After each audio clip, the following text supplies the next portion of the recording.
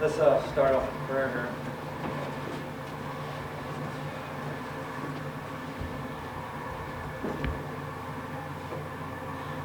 Lord, the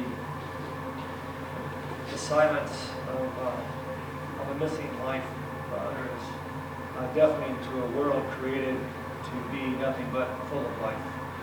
And so today, we come before you, Lord, just asking you to heal our hearts,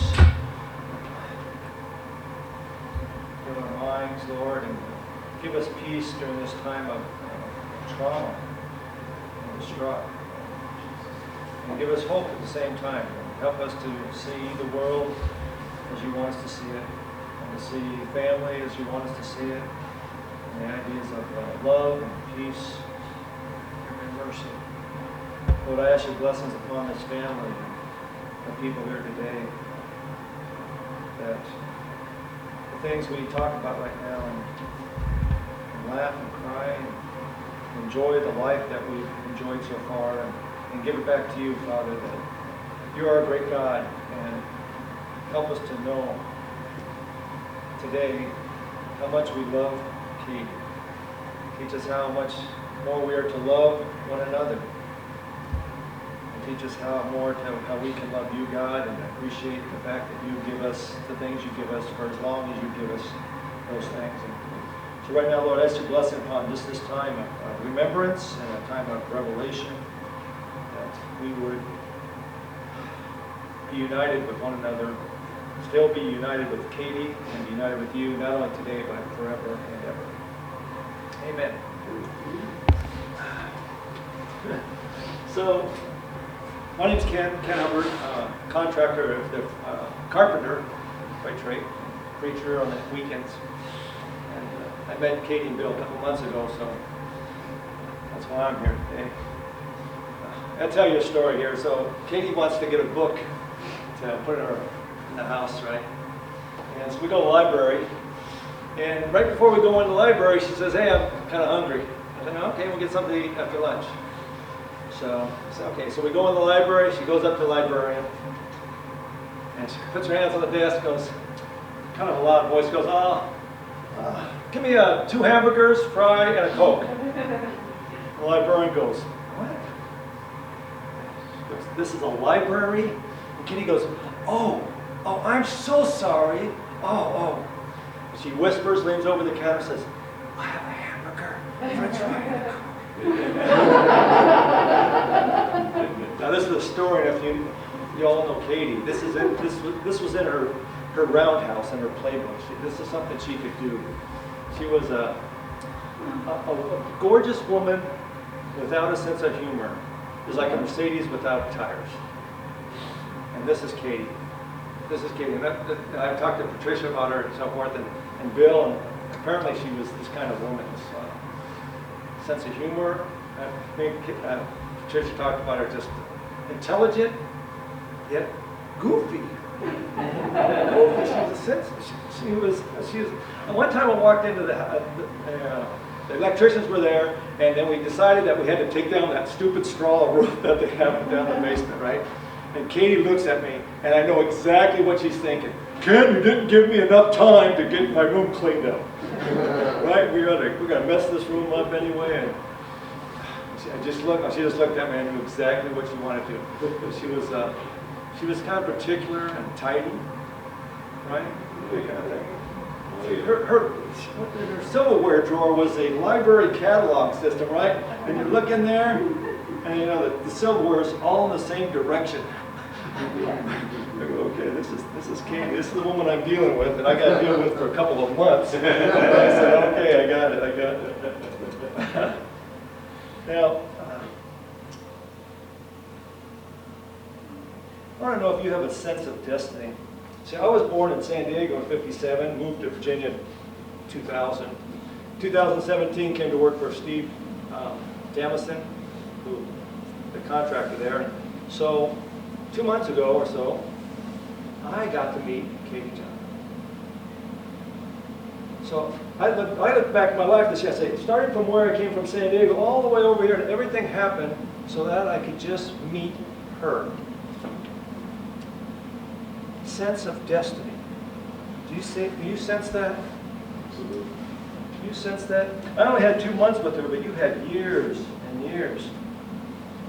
And as I talked to Bill and Patricia, they realized at the time she was with them that they were in the presence of greatness.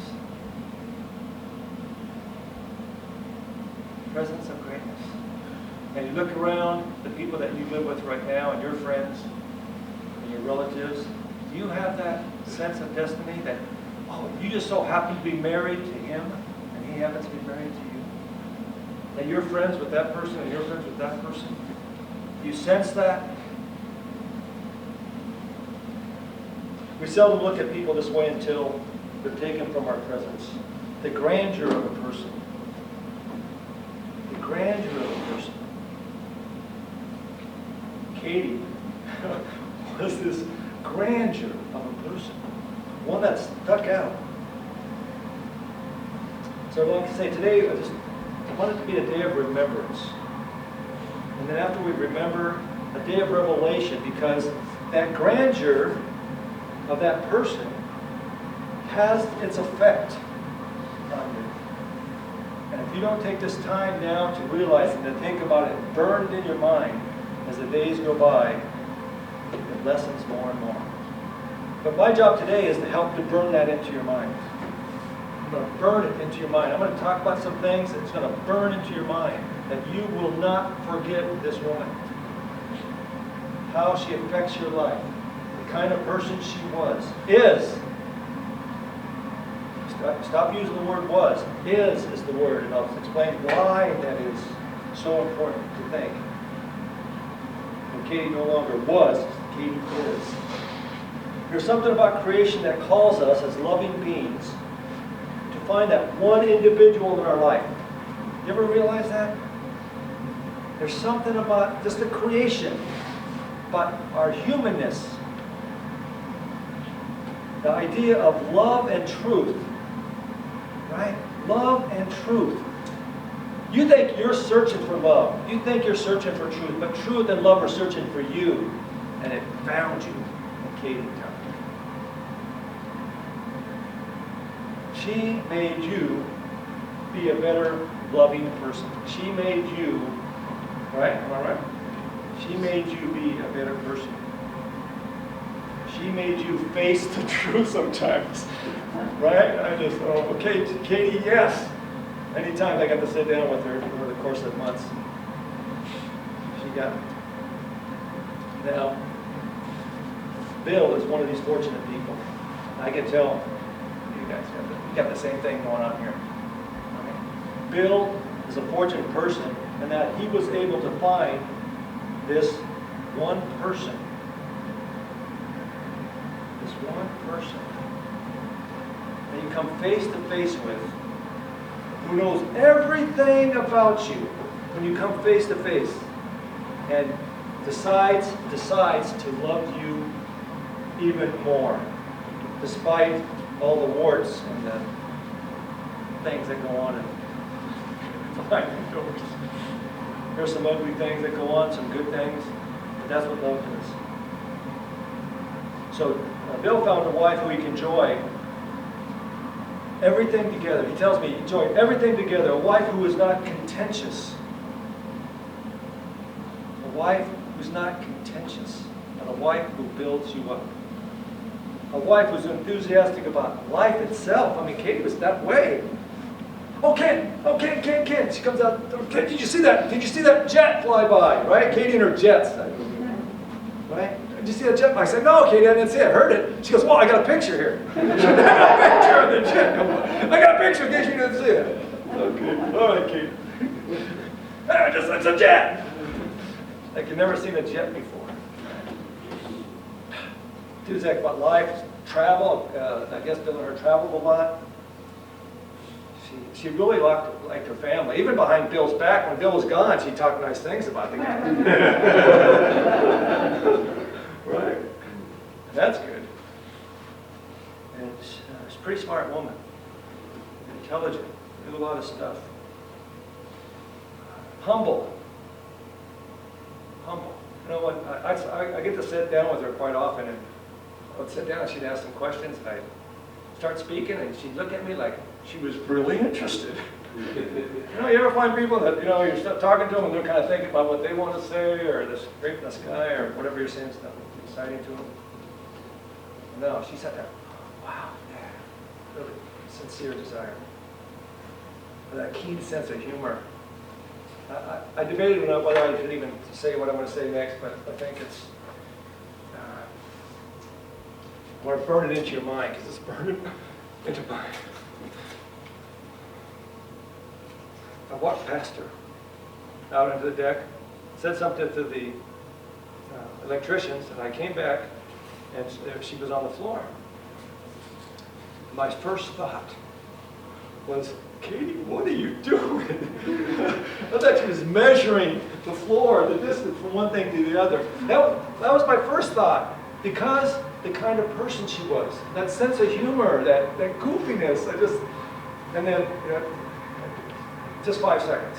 That's all it was. Caty, what are you doing? Oh, no. But you see how your first impression is of somebody? Your first impression goes to the kind of person they are. Not the kind of, like, the ugliness of a person. Because we all got our warts, we got all our ugliness. Is your first thought when you see somebody a good thought? That was my first thought. It's a good thought about her. Not that something was wrong, that she's doing something good. That's my first thought. I hope that's your first thought about her whenever you think about her. Because love covers a multitude of sins. Love covers. If you're a mother in the room, you got children. Whatever your children did bad when they were children, you look back at them now and you laugh. Right? You laugh. You just do as a mother. You just do that. Whatever bad happened, it's forgotten. And it's seen in a different light of a maturing person. That's what Caty did with people. That's hard to do with adults. It's easy to do with children, harder to do with adults. Right? But she could do that. She said, right past, whatever, right past you and go right to the goodness of everybody.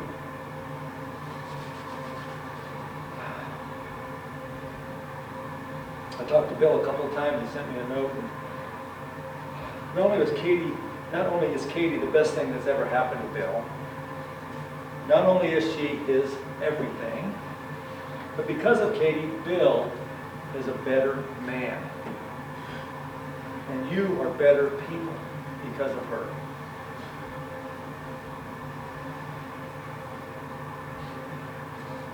And here's the thing, when you live face to face with somebody like that,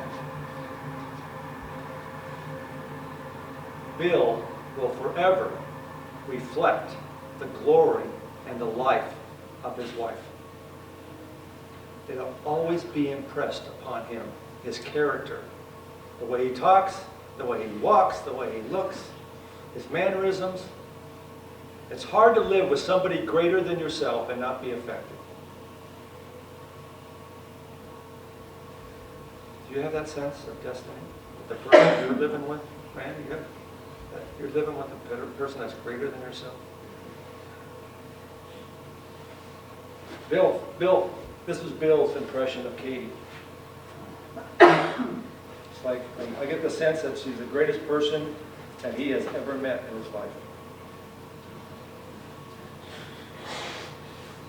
This is a woman the Bible calls a peacemaker. Right? She walks in the room, and what are you going to do? You're going to surrender. You're going to surrender any bitterness, animosity.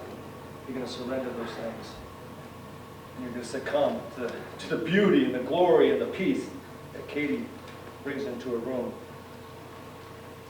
Fills the room. It's contagious. It's contagious. How can you look at her and not smile? Right? And not be happy? Tricia's here. You like Tricia or Patricia? Either one. Either one? Okay. Take that. I was going to say, just not Patty. Okay. So Tricia tells me that she's her best friend, and that she is, let me quote this, the best and most kindest person she ever met. That's a lot. You've met a lot of people. I mean, you're kind of old as me as I am, right? So we've met a lot of people, right? So that's quite a statement. Everybody thinks about that. Patricia says that Caty loved old things like antiques and things like that, and more so of the family. She found something oriented with the family or something like that. And then the house, I guess, has a lot of these things in them. So you probably walk through the house and say, oh yeah, I remember this, the third vacation that we took when the kids were 3 or whatever, this, whatever. Something like that. Everything in her house tells a story. And she told it. And enthusiastically too, I'm sure. I bet she remembered it, the fondness of those times. The thing is, see, someone who's like this, someone who's kind, and just gorgeous, just use that word, gorgeous. There's usually someone who likes to serve and to clean. Right? So not only does she like to serve other people, But boy, she likes to clean her house, and if I messed up her house, man, she just let me know. Again, okay, I got you. Okay, but she would tell me in such a way that I would feel, oh God, thanks, Katie. You know, just the way she tells you, I just appreciate it so much. So the story is this way: is Patricia calls Katie up and says, "Hey, my garage is a mess." Katie says, "I'll come on over." She comes over and she looks around and she says, "Oh, I know what the problem is. Randy just needs some help."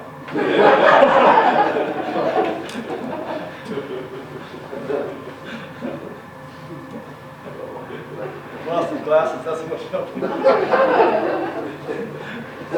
Any excuse will do, right? She just wanted to help, right? So there's other opportunities throughout Patricia's life where she needed help. Katie would be there, and like she enjoyed it. I want to help you. It's fun to do. So 3 days later, the garage is done. 3 days! Who in the right mind? Well, that's right, Katie's nuts. She's this crazy, funny woman that doesn't mind taking 3 days. What did you have in your garage? 3 days, holy cow. Now, apparently Randy and Katie had a bit of a relationship, right? Very appreciative of that, that's for sure. I guess this is a Sicilian family, yeah? Yes. So am I. My grandfather's Aragonese from Sicily. All right, so we have a bond here. But Katie and Randy are known as the Outlaws, right? Now, that's a good name. I like that name, Outlaws. And now they had, apparently when they get together, they were kind of like Lucille Ball and Ricky Ricardo or Abbott and Costello. You know, just this bantering would go on. This bantering, just back and forth, playing off each other. Who's on first? This bantering. I bet that must have been something like that. Yeah. You build a friendship that way. Laughter. That's why I started the story off with Katie in the library. It was just a story, but it was just the idea of her life. Laughter builds friendships. Right? It's hard to get away from that. I was able to sit down with her, and a lot of times, and found her to be a very tidy person, that's for sure.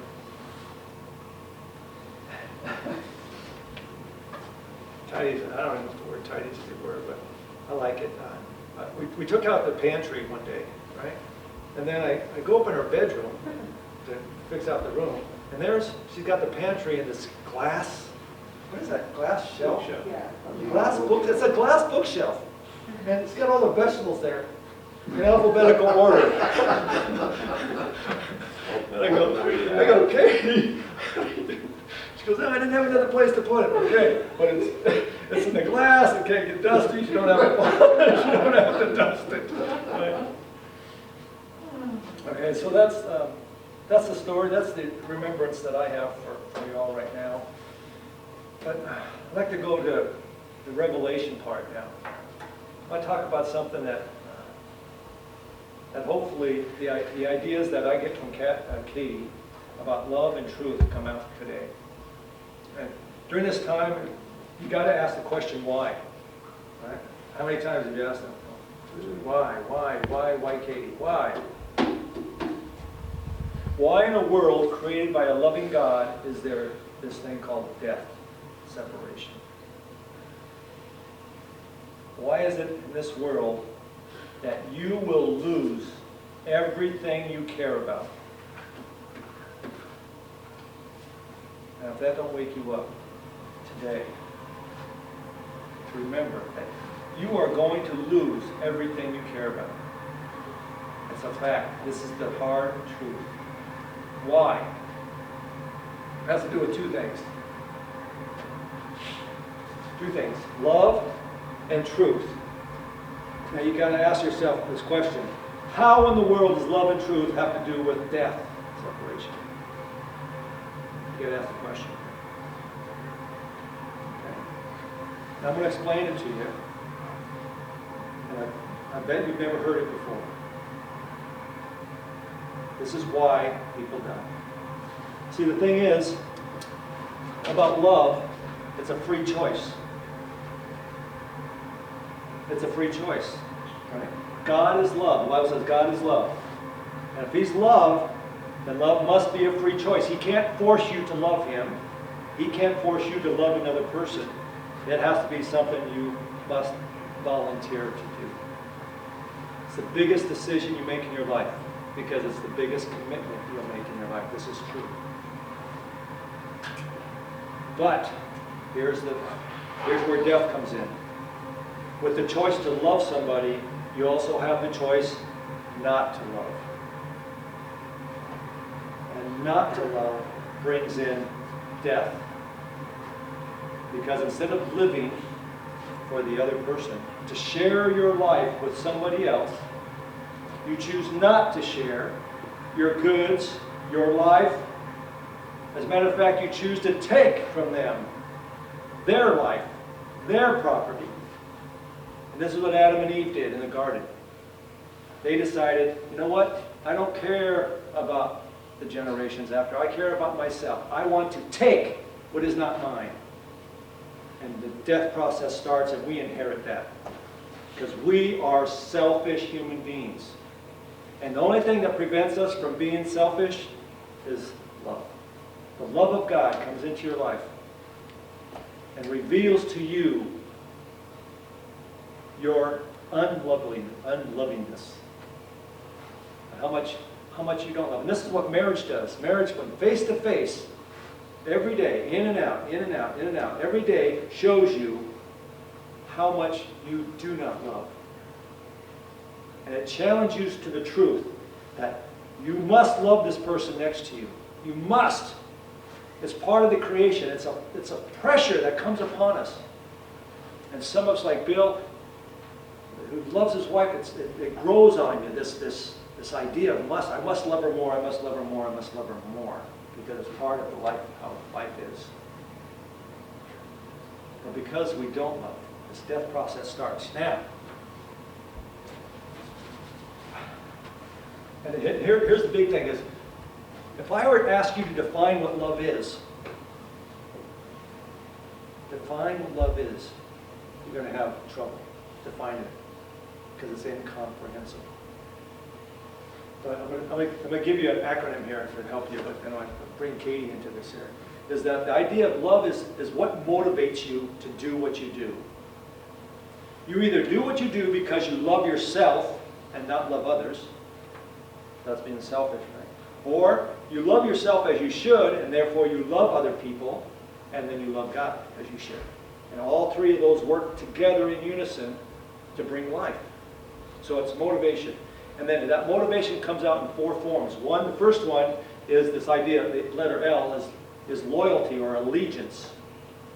Now, Caty had an allegiance to you, Bill, behind your back. This is when it counts, when nobody's around. She was your wife, you were her husband, and that was it. None other. It's allegiance. So do you have that allegiance to one another? Do you have that allegiance to other people, that you will always do what's best for the other person? Caty was this way. She had an allegiance to all of us. Did she not? She did. She did. The next was, the letter O, was overt actions. Overt actions. Actions that are clearly seen. She didn't hide the things that she wanted to do for you. They were obvious. It was just part of her life. It came from her allegiance. And the next one, the V, is vast affections. And in Caty's life, you can see it in her house, on all these things. The momentums that she had around her house to remind her of how her affections drew her to love her family more and more every day. To remind her, because we need to be reminded to love people, love people. And the last one, the letter E, is eternal consequences. Eternal consequences. When you love somebody, that love and that relationship that's developed out of love will continue on into your children and your children's children forever and ever. This is how love is supposed to work. And when that is broken, the bonds of love are broken, And that's where death comes in. That's where death comes in. But here's the hope we have now. All right? So, that's a tough one here.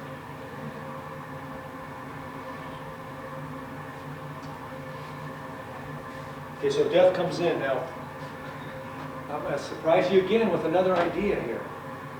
Death is not a cessation of life for mankind. Death is not cessation of life. Death is separation. Death is separation. Two things that are together are split apart. Caty's spirit and body separated. That's that separation. Bill and Caty separated. It's an interlude in life, the separation. It's going to be given back. You're not going to have to wait 30 years or so. However long it's going to live. You will be united. I guarantee it. I've seen it. I know it. It's going to happen. She's next door. And how do we get brought back together? See, when Jesus Christ dies on the cross, He's separated from God. He had been together with God forever and ever. And whatever that means, I don't know. But they were separated on the cross. And the reason they're separated, they took our separation for us. So that Bill and Caty and David and Anna can be reunited with Caty. All of us can be reunited with her because of He took on that separation. So that what man has separated, God can unite. It's a picture. God took the chance to let us be loving beings. And if we're going to be loving beings, that means we also have the choice to not to love. But love overcomes that decision. Love will win the day. Love will change your heart. Love will change your heart. And love in your life was personified in Caty Joppich. Personified. That's the picture. She's made an image of God. She was the thing that God wanted you all to see and to believe and to touch, that eternal life. This idea of separation, you experience it every day. You go to sleep, you wake up. You go to sleep, you wake up. That's what Jesus called it, sleep. When Lazarus was dead, He said, hey, he's not dead, he's just sleeping. So I go to wake him up. So Caty fell asleep that day. She woke up in the face of God. We all will go to sleep one day, and we'll wake up. I got my daughter has cancer, and she's due to die within a year or so here, and she's handicapped. And I go to her and I say, Marco, and she goes, Polo. She's mentally and physically retarded. And I go, Marco, Polo, and I say, look, Nikki, she can't understand too much, but I go, Nikki, you're going to get there before me. And when I get there, the first thing I'm going to say is, Marco, you say Polo, I know where you're at. We're going to be like emperor penguins when we get there, right? Bill's going to say, Lucy, Lucy, where are you? And you're going to hear, Ricky, Ricky. Boom, reunited. It's not going to be long. So the separation is temporary. You guys get rid of it. Just like sleep is temporary. It's temporary. So though we mourn Caty right now, and it's tough, this separation, there's hope of this reunion. It's going to happen. It's guaranteed. Read your Bible. It's guaranteed. God promises it. And if God promises, He can fulfill it. So, just to let you know, Caty is not dead. She's asleep. She's just in the other room waiting for us all to get there to see her. I have this one last thing to say to challenge you all again. The third commandment is, do not take the Lord's name in vain. Now, Ken, what in the world are you using that here in this kind of service? This is the most misunderstood commandment in the world. Most people think it has to do with our language, cursing, using God's name. It's not what it's talking about. David, your last name Joppich? When did you get that? When you were born? You got the name of Joppich on you, so act like it. Caty's name is on you, so act like it. Hannah, you're her daughter. You got her name. See, the idea is, you've got somebody's name on you. That person is greater than you. The greater blesses the lesser. So don't take it in vain. From now on, you'll be known not as Bill. You'll be known as Caty's son, Caty's daughter. Caty's best friend. Right? Caty's second best friend. Who loses his glasses.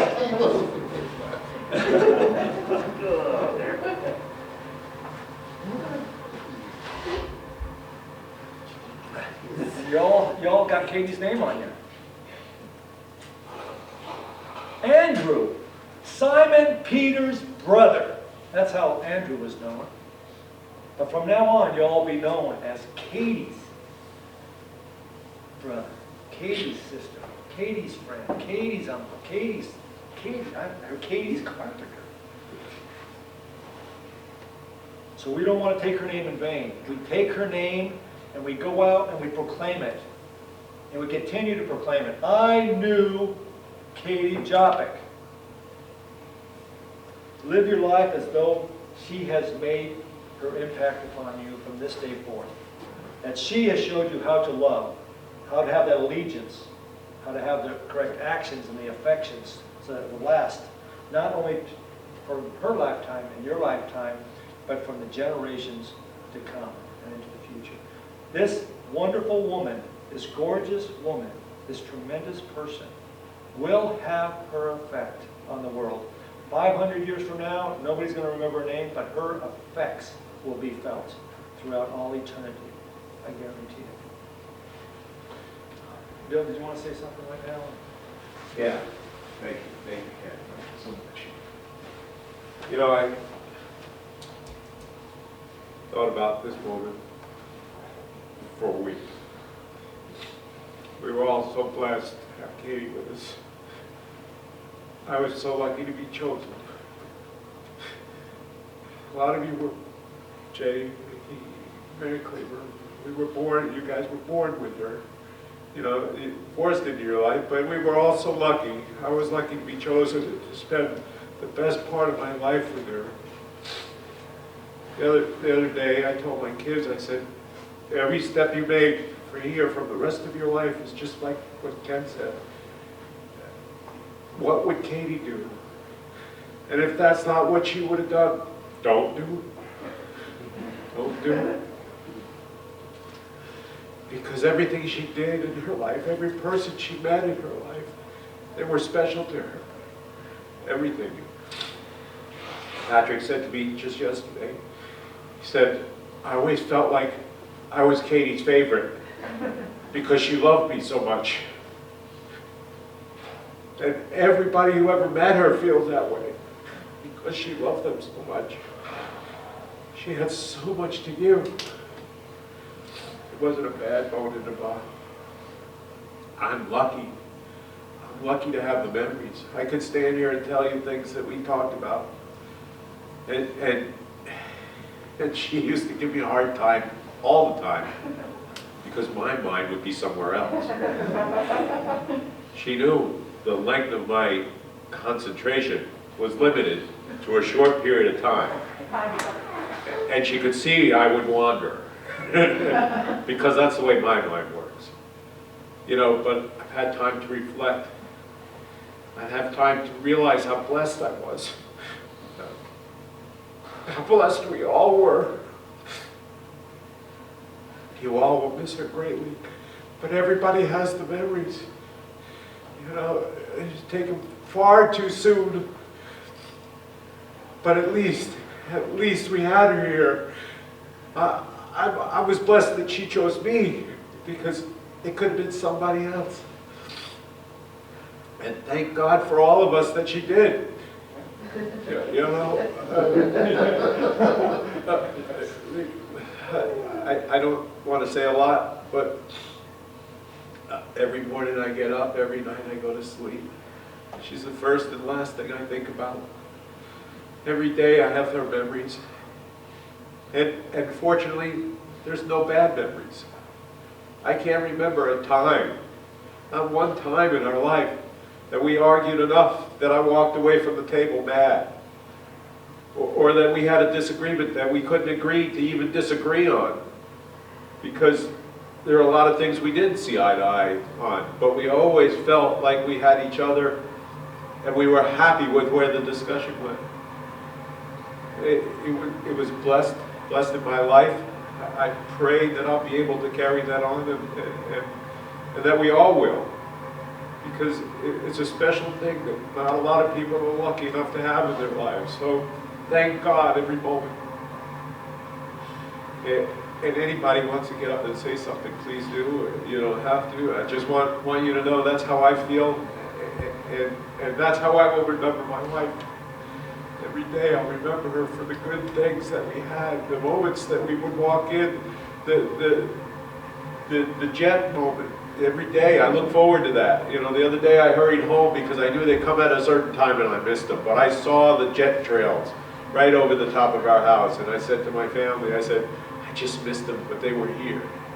The other day when Ken was trying to bring her back, the jets flew over.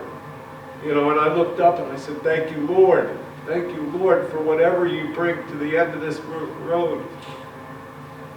For making her so happy and precious. She had so many moments that would light up my life. Everything I did because she lit up my life. It was that special. And I thank you all for being here today and continue to have me in your lives and think of her that way. Thank you so much. Okay, no, anybody?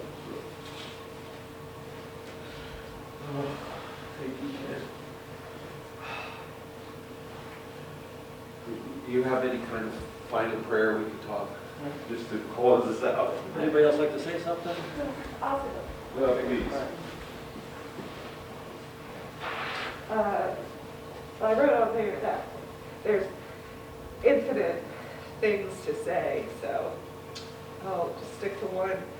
And Kim, you touched on it, Dad did too. Mom loved the small things. She gets so distracted that it would take her forever to do what she had originally planned to do. Because everything, like she had memories or was important to her. And so just one of the things I've been trying to do is see every moment like she would, where all of them are important and big. I remember when we were on a trip to Hawaii, there were rainbows in it, you know.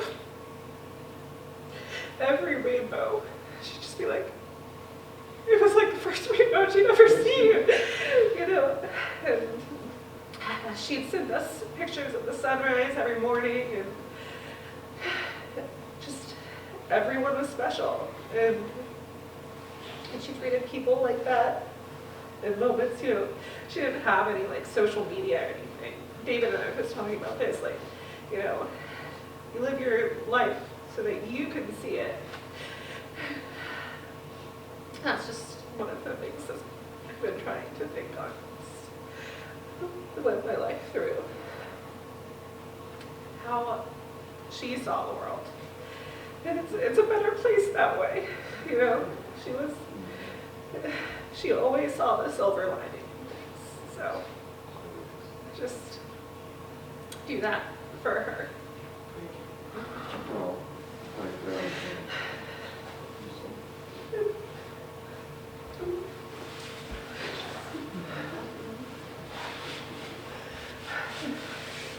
Grab this box.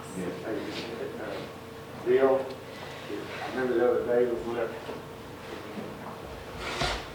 took me up to see the house and the construction and the progress of the wall and everything. I think you said as we were driving by several other houses, and Katie, it might not have been exactly where she would have wanted to go in the first place, but she adapted to it. But she was very fond of all of her family. And I said, Bill, I wouldn't be surprised if one reason she agreed to come up here is because she's very close to, any of her ancestors. My mother's ancestors were from Florida. Yeah.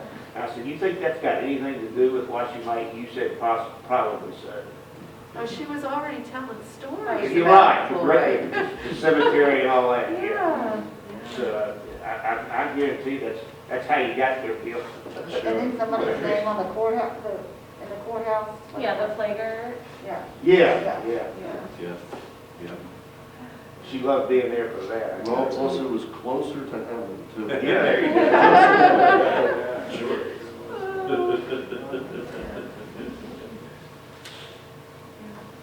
Anybody else? Want to say something?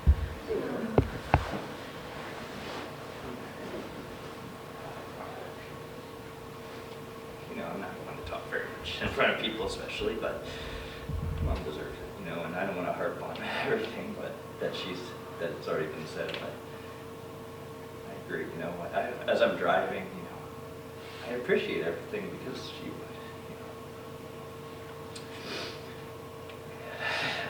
I want to, sorry.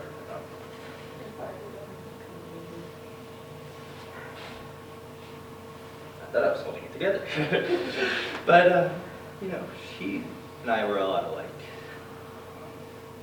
I feel like I appreciate people the same way she does. In a lot of ways I've become friends.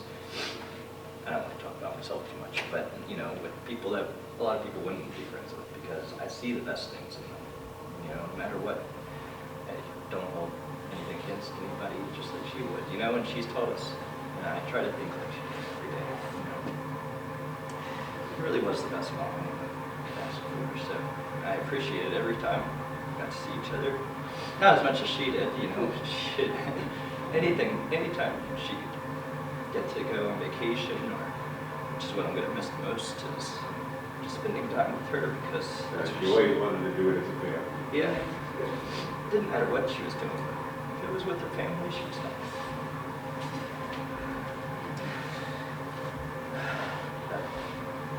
I miss her, but like Kim said, we get to see her someday. And she's there with us. Always. Thank you very much. I know she loved you all. She was always thinking about all of us. Like Kim said, the things around the house, All of us, we buy things to replace our old stuff, but she wanted to make use of it, And it's because she loved us, and she wanted to have those memories for us to remember. And I'll try to do that as well, keep those ideas in mind as we live. Thank you.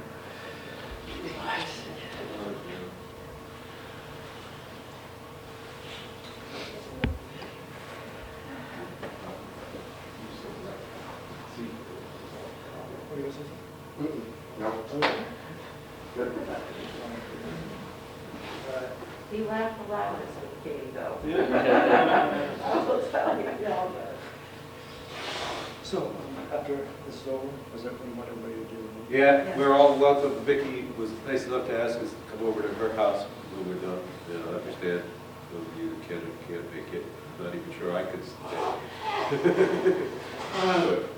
But we'll see. All right, so let me bless you right now, folks, as Katie did. Lord, you're the lucky one, Father, that's got Katie standing at your, well, I was thinking Katie standing at your left hand or something like that, but she's probably cleaning the throne. Saying, oh Lord, by the way, you missed this one. So Lord, because you have been blessed with her presence now, you get her, Lord. But because of that, Lord, we ask that you shine your light upon us, Father. The radiance of your love, that the same love of which radiate from Katie's life. Lord, that you shine your face upon us, that you bring us your shalom, Lord, your peace, your prosperity, your welfare, Lord, that comes from your throne, Lord, and comes from your very hand. And help us, Lord, to take this life that you've given us and to use it the way you want us to, Lord, and to shine forth all the good that's in this world, Lord, so we can affect the lives of all those people around us and make this place a better place, even as good as Caty would do, Lord. So, once again, Lord, thank you for being our God. Lord, thank you for allowing us to have Caty as long as we did. And Father, help this family just to be restored and comforted and strengthened to go out into the future and forever to shine that light. Amen. Amen. Amen. Thank you, Ken.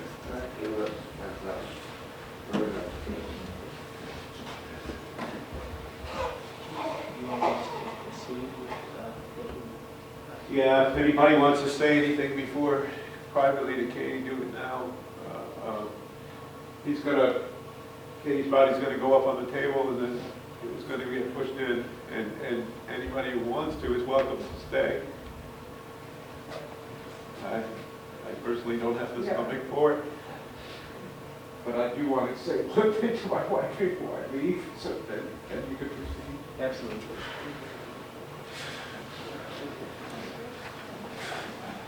She would never want me to wear a hat. I don't know what the heck I was doing here with a hat on. Why didn't somebody tell me? If you want to get the last laugh. Losing on television, so.